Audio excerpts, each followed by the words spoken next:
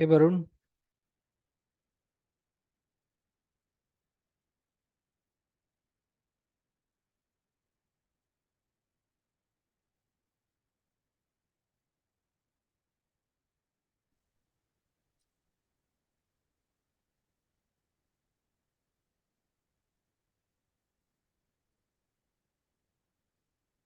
Hello. Hey folks. Happy New Year, everyone.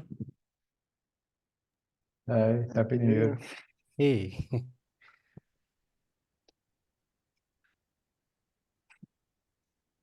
Party.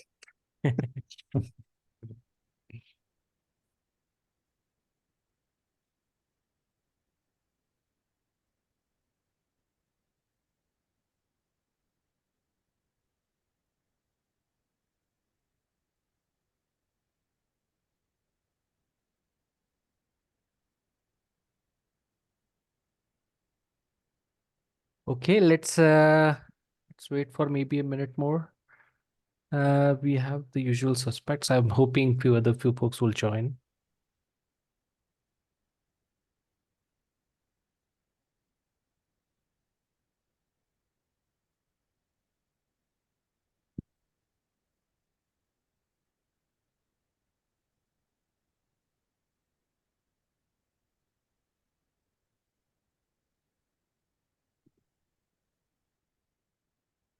Okay, I'm going to start sharing my screen. Uh, hey folks, this is the first meeting for SIG Security in 2024. So here is the last meeting notes from our last discussion. Uh, I think this particular task is already over, right? Like both the PRs are merged. Service mesh next steps, we're going to talk about this in little more details. Secrets management next steps. I don't know whether there is any updates in the context here. Uh, No, Rahul, I don't think so. yeah, right. Yeah, so I don't think we had anything push forward in this direction. So uh, since Ved is here, Ved, is there anything left for, is there anything specific that you would want to discuss?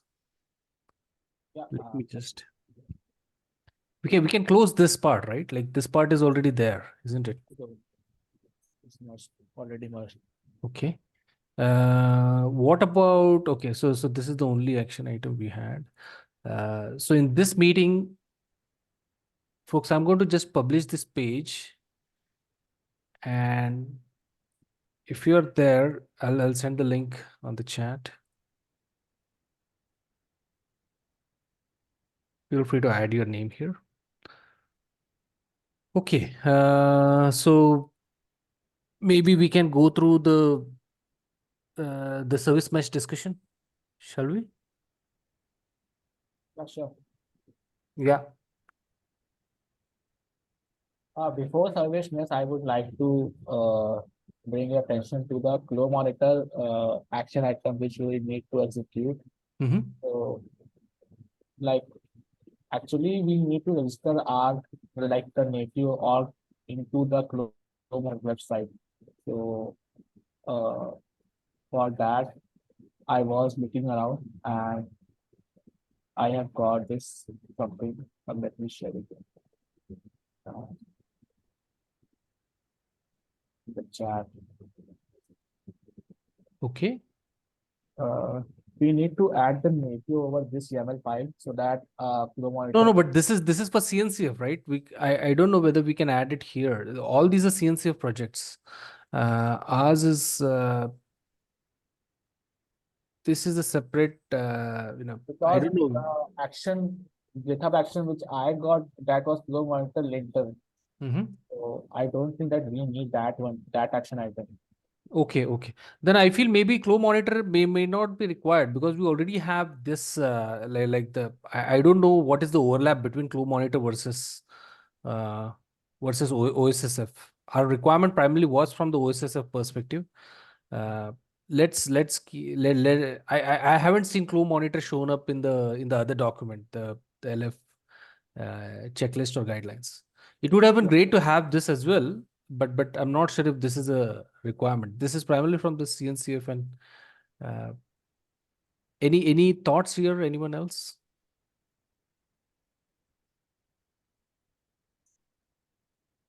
All these seems to be CNCF projects, right? Like, yeah. What is CDF?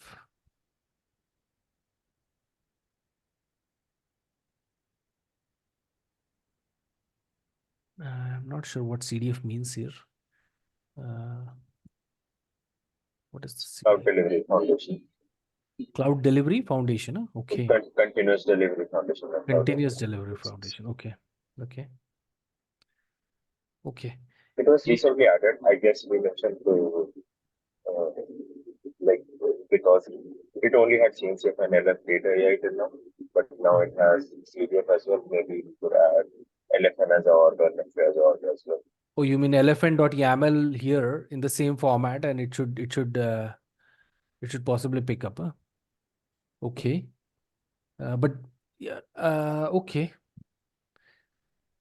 So wait, if you're up for it, maybe you can just send a pull request here for elephant project and check whether we can be the first here to show up. This CDF.yaml file, right? No. Yeah, copy the CDF.yaml file and add basically the details for nephew here. Okay. Okay. Okay, so we can have it elephant.yaml, something like this. Let's see if that is the and there might be some readme here as well. Like if you have to propose a new this thing, if you have to propose a new option there. I think anyways, once we raise the pull request, there might be some suggestions, recommendations coming in from there, from the CNCF side there. So okay, but I don't think we have anything that needs to be done from the maintainers here. Like anyone should be able to raise the pull request. Okay. Cool. I'll open up a request on the other. Thank you. Thank you. So okay, I'll just mention that.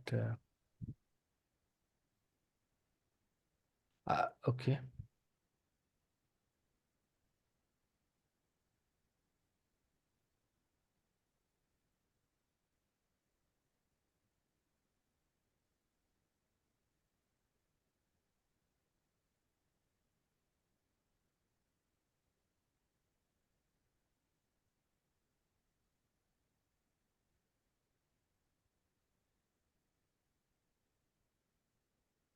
Okay. Yeah. Now, I think apart from this, is there anything else that we want to talk about from the existing work items? Uh, there is no action item. There was a observation which we can propose right now. What is it? The service mesh security issue. Which service mesh is security issue? I didn't hear you properly. Can you say that again? We are trying to establish SKU over Nepio. Mm-hmm. There was an issue with the service. The communication between the workloads is not secure. So we can introduce the secure communication between the workloads via SPO service mesh by enabling the mutual TLS between the services. Yeah, so that's the intention, right? Like, but in the last meeting we discussed that first of all we might want to get a set of requirements from the Istio or from the service mesh itself. Like, is we've already done the analysis, right? Like, that none of the existing services are using secure communication. So Yeah. maybe we want to do that as a first step. Yeah, Wim. Yeah, I think I saw there is various networking, right? So some of them we are using, let's say, or we might use SRIOV and stuff like that. So you cannot even insert a service mesh in that as well. I can tell. Okay. So so depending on the type of network you can, and in others you cannot. So in my view, service mesh will not be the only mechanism in which we can secure stuff. Moreover, I think what you will see, okay, if you really look at the data plane side of things in a 5G core, they are the throughput inside. So depending on the use case that we are covering, like if you do mass market, so some networks, if they're like terabit capacity,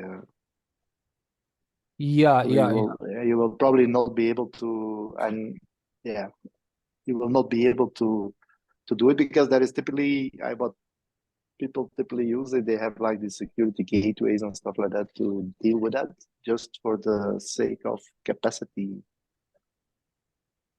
Because it's yes, so I think we have to look at what type of communication, and what I'm trying to say is that in certain types of communication it makes sense, in others probably not so much.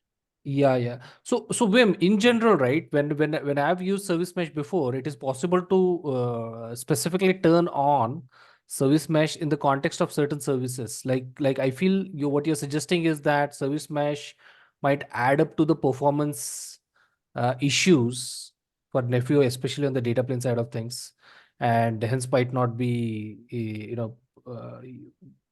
hence we might not be able to use it across everything blindly. Is that what the point is? Yeah, that's what I'm trying to say. Yes, correct. Okay, Yeah. okay. Yeah. Yeah, and basically also I think there are some flows for which I think they use something called network service mesh, which is another offering, which is complementary to normal service mesh offerings. So, for example, for HTTP load balancing and so on, the specific protocols which are used in telecom, they use HTTP for signaling, for example. I think that is supported in network service mesh, which is another CNCF project. And that's what I believe.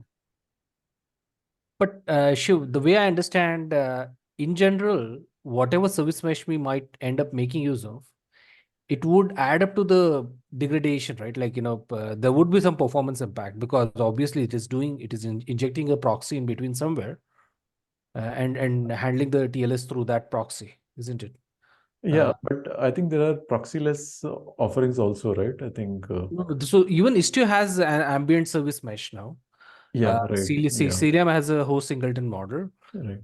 Linkerd has a different model altogether. Even though it is a sidecar based model. Right. And then there is network service mesh, right? Like these are the four models that I'm aware of. Right.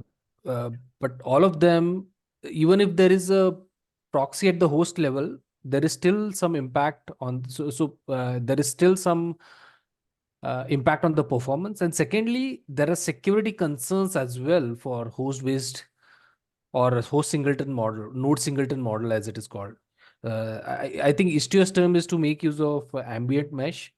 Cilium called it node singleton model. There are pros and cons for each of that model. Maybe we can discuss about the pros and cons of these models in the next meeting. But the point is, eventually we'll need something which sits on top of application and provides a generic TLS layer, right? Wim, would we agree upon that, Wim? Would that be needed?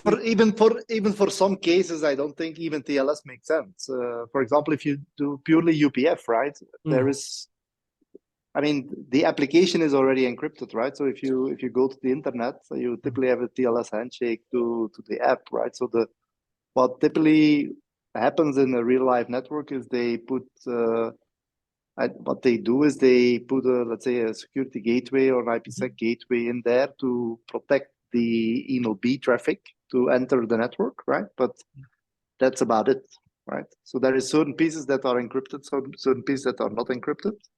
But they don't even use TLS as a mechanism because if you look to the performance, they don't meet up to the throughput requirements that you have in certain scenarios. Correct. Can we target TLS to begin with for a control plane? So I would really, because if you look to the setup that we have right now, right? So we have actually segregated our networks into layers, if you will.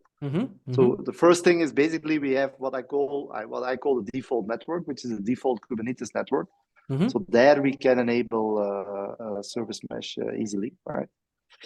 Then we have, for example, the RAN network, right? So the VPC RAN, typically there you do not enable it.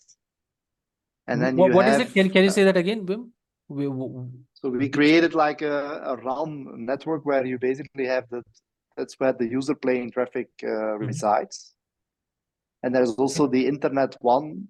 Also there, you typically don't use it because you already have the application protecting it. Okay. Okay. So there is VPC so what we call VPC RAN and VPC Internet. That's where it's not used. And then there is so there is basically 4 networks mainly today. We are adding more, right? But today these are the 4 networks that we use at the moment. One is the default Kubernetes network, right? And there I think service mesh makes a lot of sense. Okay. Then you have the RAN, where I don't think it makes sense. Then you have the internal network, which is basically cups, so that it makes sense. And Okay. then you have internet, which is where I don't think it makes sense to put it there. Okay. So I heard cups, I heard internet, and I still couldn't So get the name of the first name. What is the name that you said? I call it the default network, which you always have in every Kubernetes cluster. So the Okay. default Yeah. the Okay. default pod network. Okay. And then we create VPC RAN, so RAN from radio. VPC RAN, huh? Yeah, so that's what so Sorry. VPC Okay. RAN. Okay. Okay. Then we have a network called VPC internal. At the moment, it is used for cups. So it's easily that's where the N4 traffic happens. So it's used. So what we are emulating right now is a distributed UPF, for example, right? Mhm. So that communicates with the regional network with the SMF. So it's through N4, and that's purely control plane. Okay. So that's what we use the VPC internal. We call it at the moment VPC internal. Mhm. These are the names that we use in R1 and I also see. in R2. And then we have VPC internet. Okay, So that's this good. is where PDN, is it? the data plane towards the internet is Okay. handled. That's where also you typically do not enable it. Okay. Okay.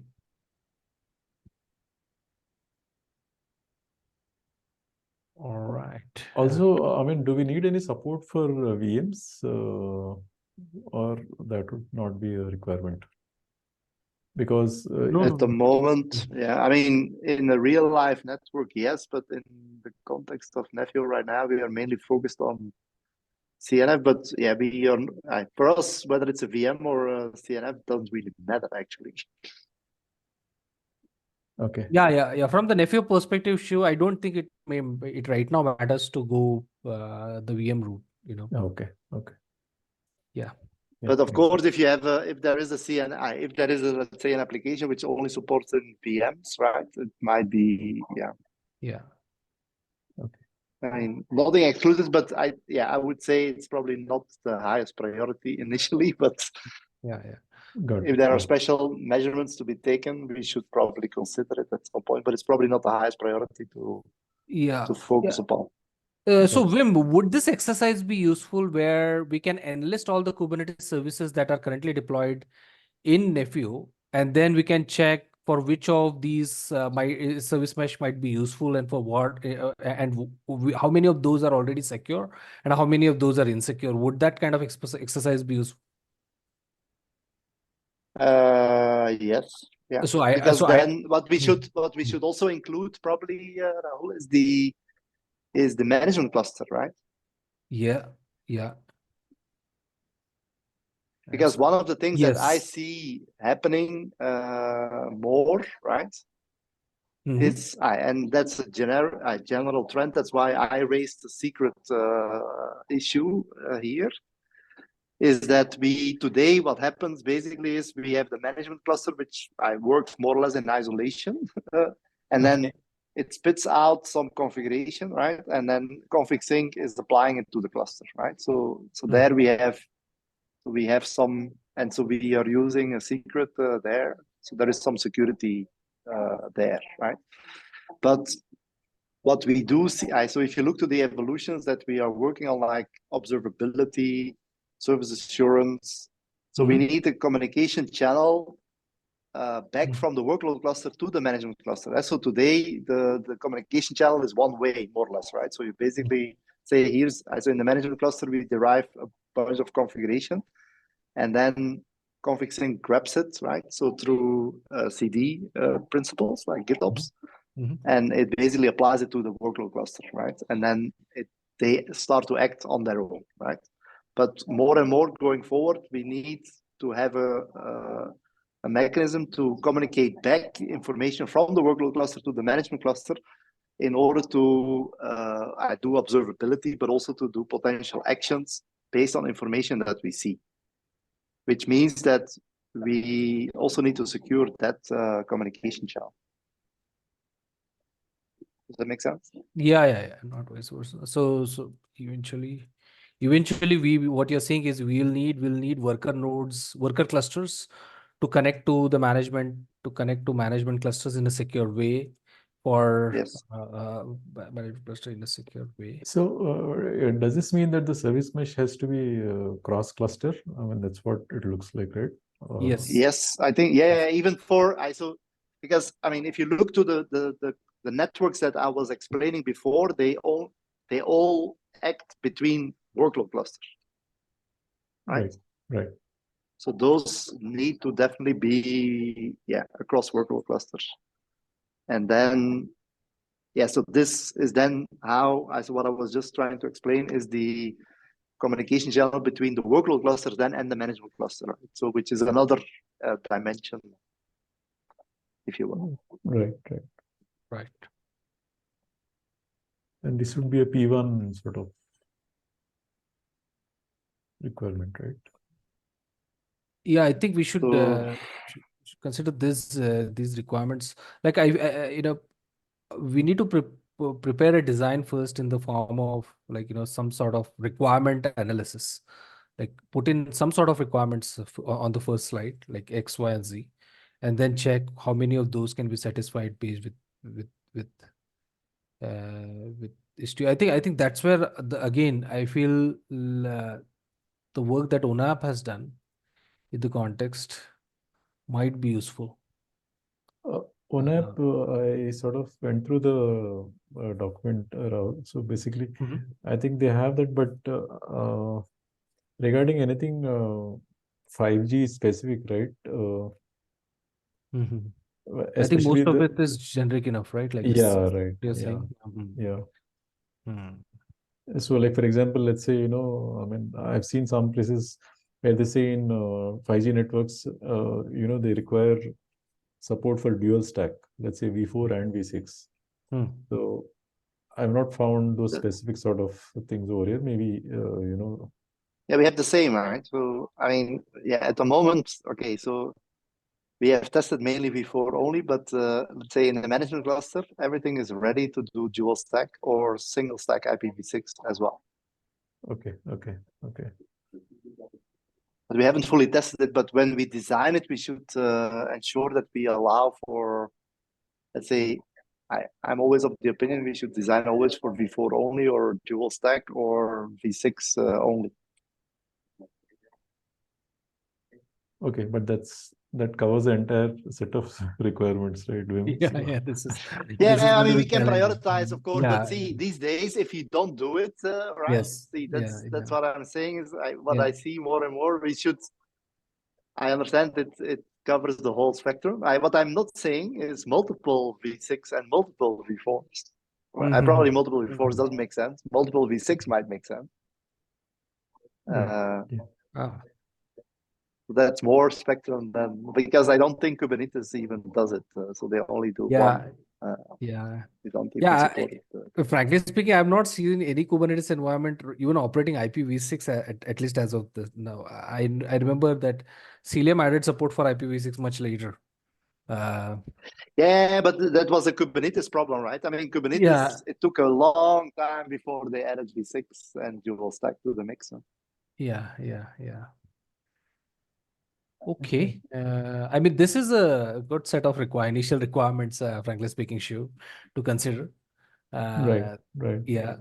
I think this is the part which needs most attention, frankly speaking. Understand the specifics Yeah. of NIFU and Right. prioritizing what has to be done in the specific context. This Actually, yeah, that's what we I were. agree. I mean, we were trying in the sense that in the way, then we were basically trying to map out the flows, Rahul. So basically, I think this will basically help us in understanding the various networks. Right. Okay. I think this is going to take some time. Yeah. Okay.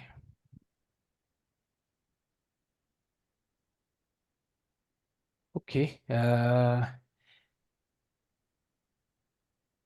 I guess that's primarily it, Anything else that we've got to discuss? Let me just go back to the previous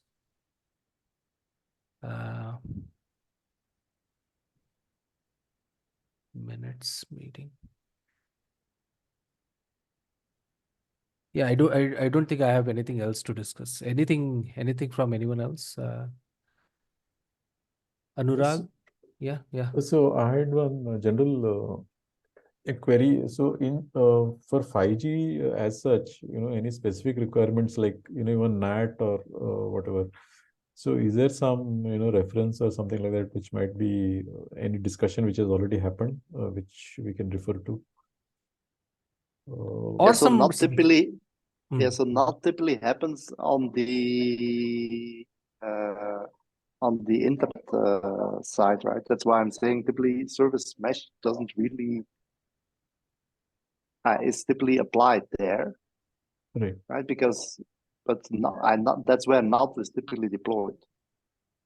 And you have, if we go back to the V4 and V6 discussion, Yeah, I there mean, is if various V6 is there, options. yeah, it's it But it's basically typically not 6.4. It's typically not 6.4 with yeah. So it's typically V6 to the. If you look T-Mobile, for example, in the US, right, they set the stage, right? So they do V6 only, okay. and then they allow for V4 communication. So we have a NOT64 gateway at the That's back. okay. Okay. But I think my personal view is that service mesh in that network is not that useful. Okay. Yeah, got it. So that's basically these have to be in some sense kept separate and work along those lines. Okay. And that's what we've done so far in Nephew. So you can actually, so you segregate them easily. So you can basically say, okay, I applied here and not here. So it's Okay.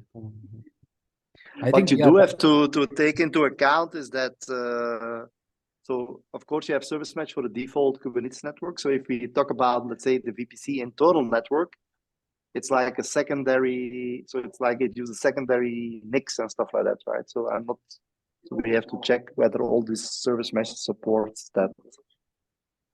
Okay. Type of environment. So because if you look, so that the pods that are active in that network. So for example, SMF, right? Mm-hmm. So basically it connects to, I think, I'm not sure, but it connects to two networks, right? At the same time. So one is the default VPC, the default, Kubernetes network. And then it connects to the internal VPC to communicate with the UPFs. Okay. And that's where the Maltus aspect comes in. Correct. Yeah. Okay. So that we have to take into account when we design the service mesh, right? So that you typically have these type of the consumption of secondary interfaces is used. A Maltus sort of thing with service mesh. Yes. So there is a connection between the two. Yes. Yeah. Yeah. When I talk about VPC, so in other words, when I talk about the default network, right, that it's typically the Kubernetes network that everybody knows, right, and talks about. Right. But when I talk about VPC, RAN, or internal or internet, Mhm. these are the networks on which we connect secondary interfaces of the pods. Right. And some pods connect to only to the default, and some pods they connect to more than one. Can be all, could be all of them or a subset of them. Mm. Yeah, sure. I think once we get the network topology and Maltus with service mesh, I think we'll get some more clarity. Yeah. Hey Shiv, did you find any requirements kind of document in anywhere here?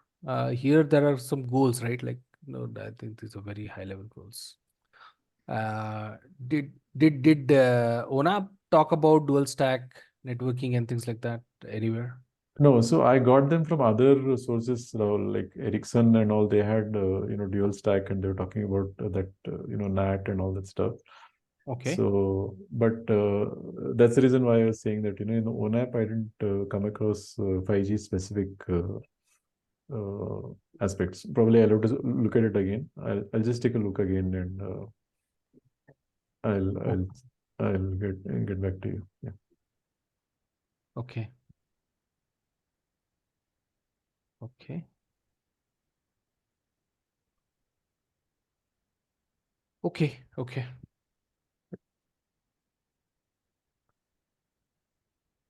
All right.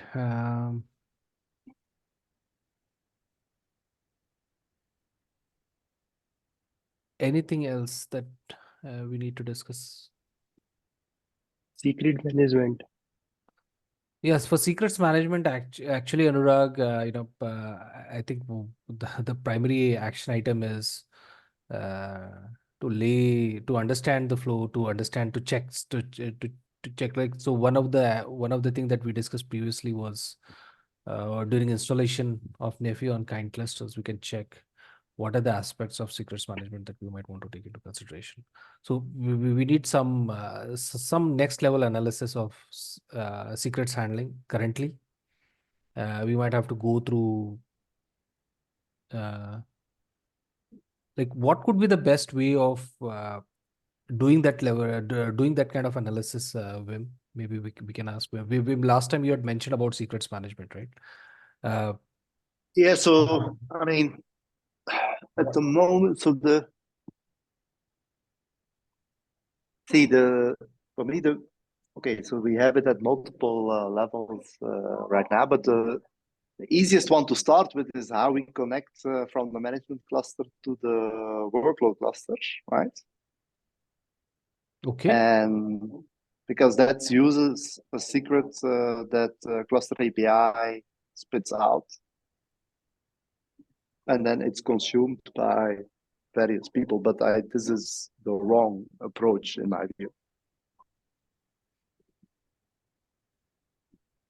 So in other words, what happens is today when cluster API creates a cluster, right? So for our CAN clusters are created through cluster API, right? Yeah. Using the Docker provider. Mm-hmm. So what happens when you create a cluster in it? So they create a secret to connect to it, but that secret is an admin secret, right?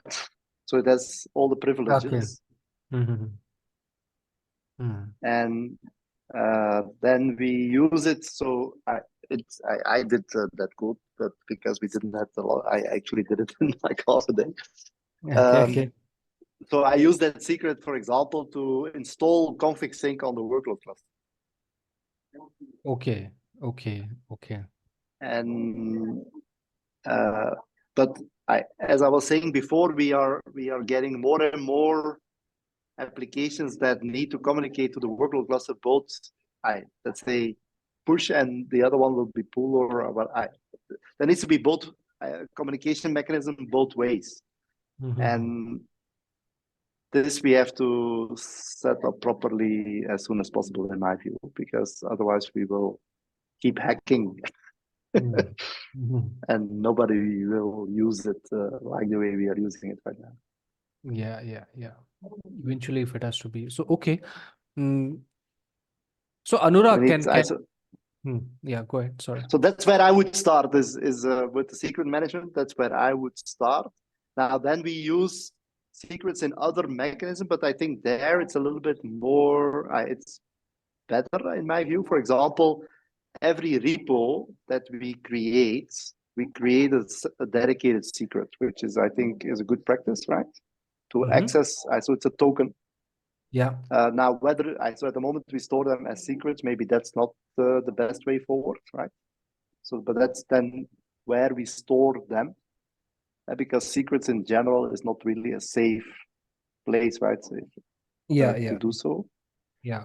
So that so one is basically, so I think one aspect of the secret management I would say is I set up a capability on which because typically when you are in cluster, you have the cluster role binding or role and role binding model, right? Yes. Where you get a service account with permissions and all that stuff, right? Yeah. If we start to, so what is the so the first thing I would say in secret management would be, what is the mechanism to extend that beyond clusters? Yeah.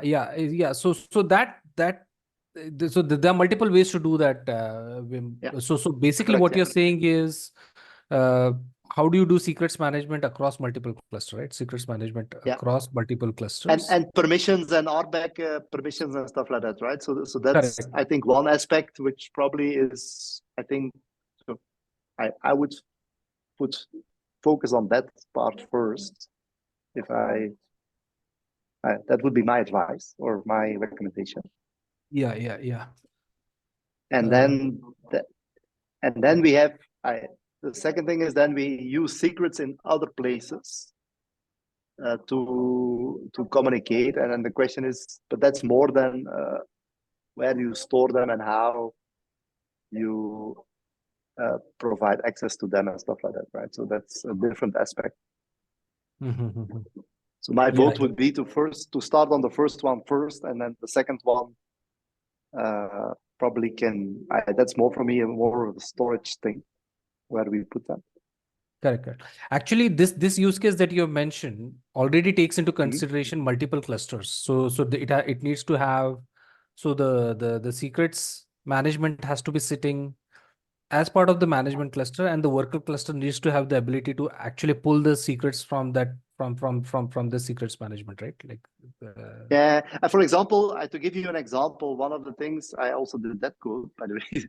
So we create a repo so at the moment we use Gitty, right? But it can be with anything. So we create basically a token, right? So we create a token. So we store that at the moment in a secret.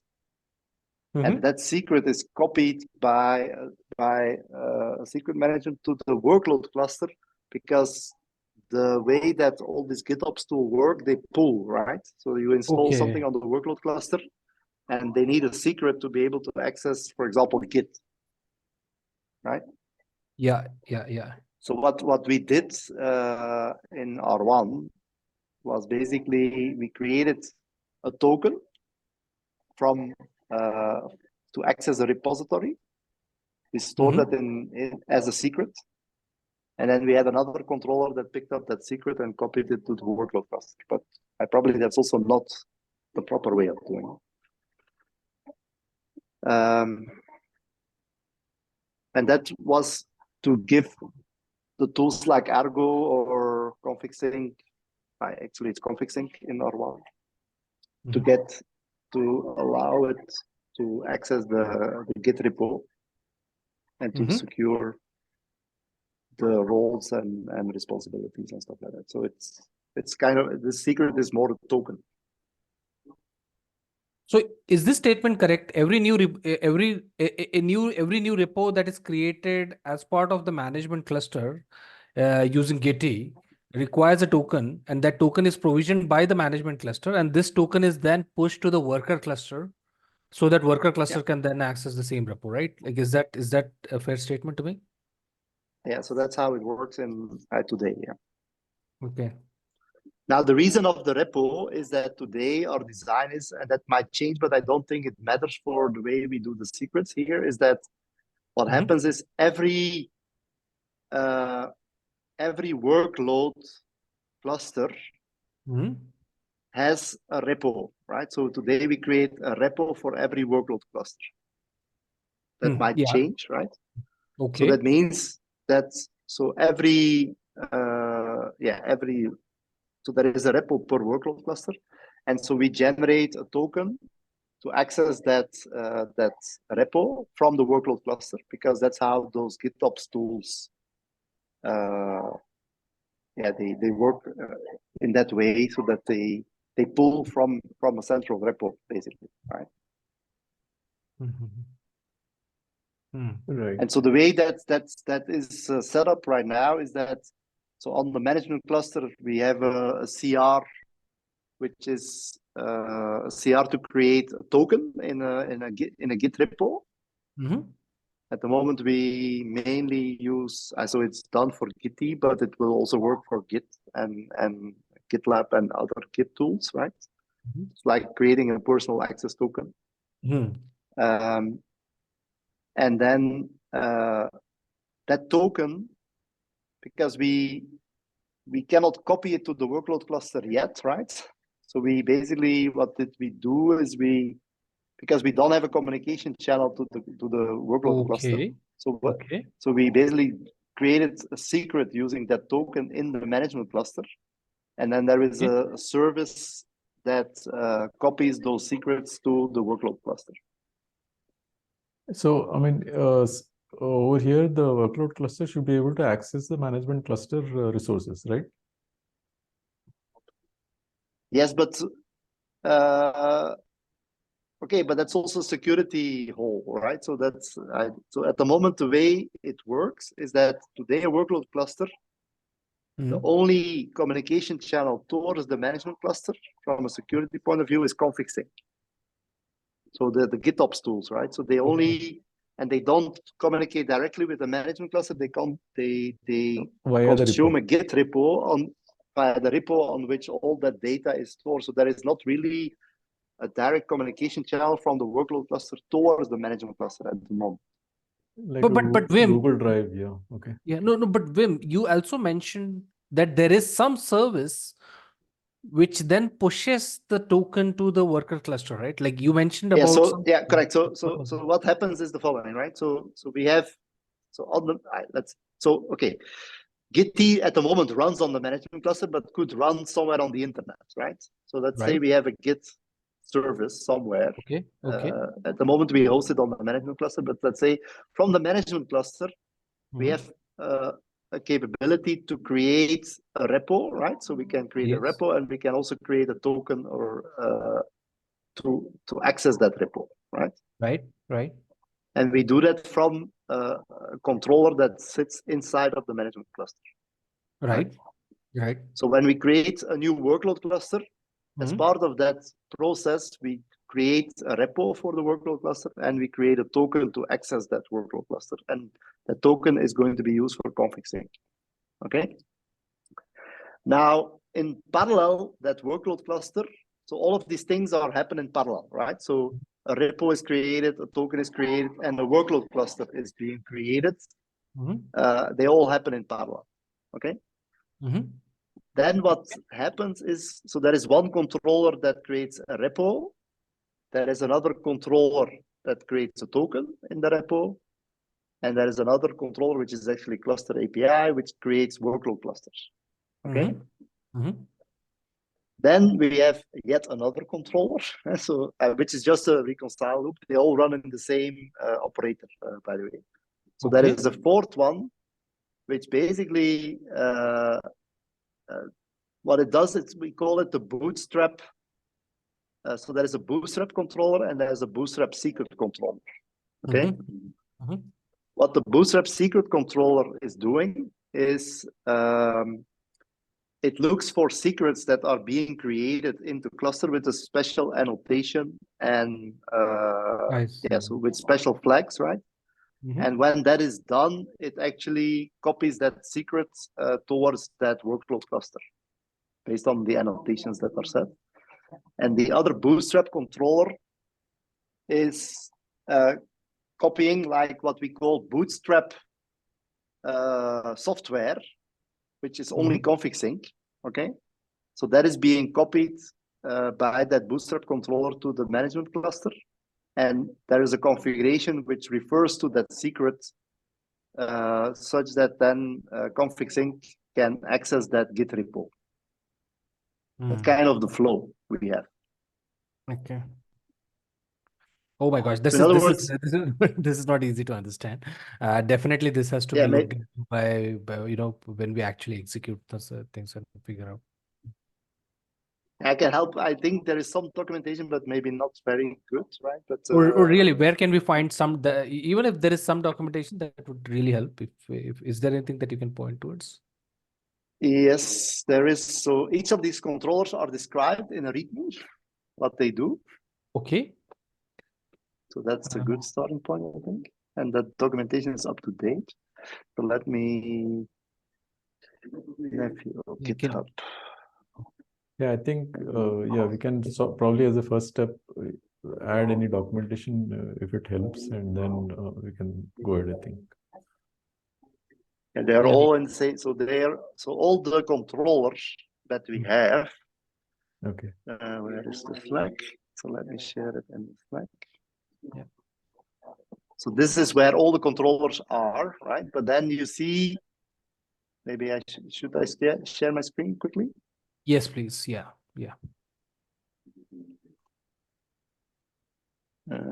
Share here.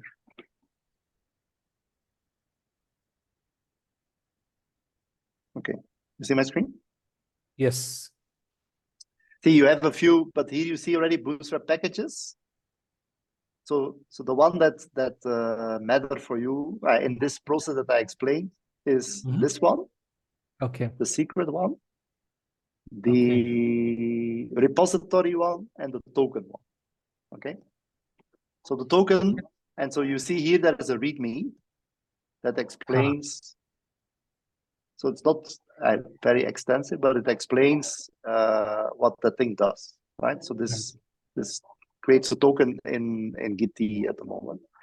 The repository one, it describes what it does, and the code is actually just a reconcile loop. So the code is not very big either, so for people might easily understand what's happening, right? Yeah. And then there is the secret one, which is this. So same thing. So we have there's a README, right? Yeah. And there is the code is next to it, basically. Yeah. Okay. And then Bootstrap packages is the other one. So it's the same. And so there's a README again. And then so these are the four that matter in the process that I just explained. Right. What is not explained well is how they interlink. You see? Yeah.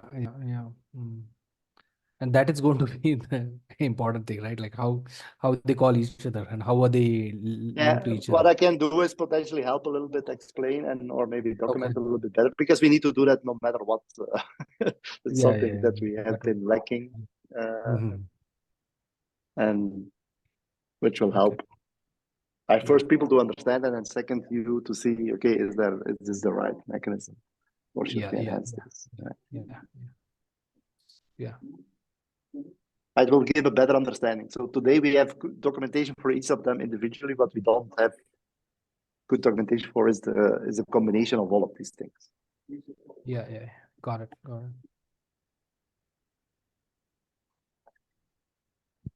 Yeah.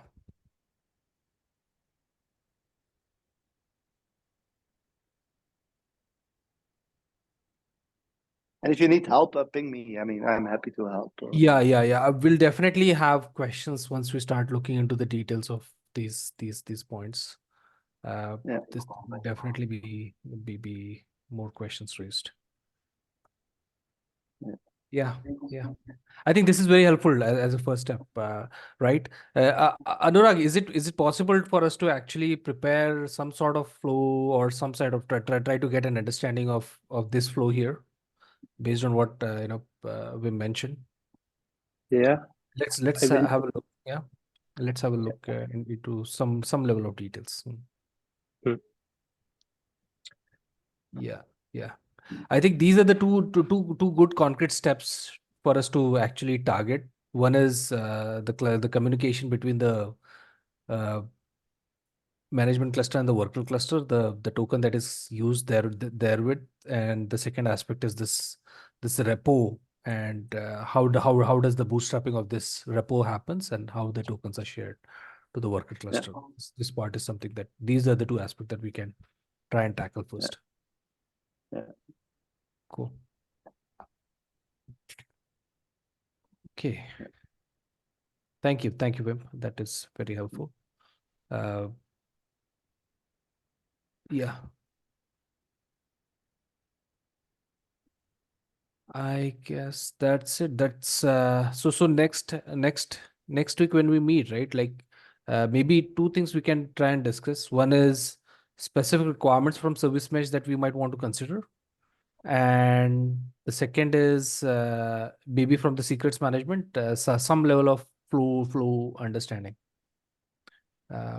Is that a fair can we target this something like this? Shiv, is that okay? Yeah. The service mesh, yeah, I think we can do that. Yeah. Okay. And Thank you.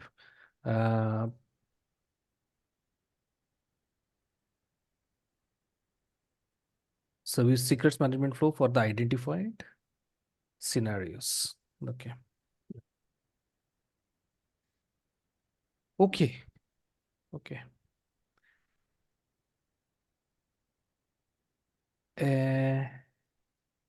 That's it. Anything else, folks?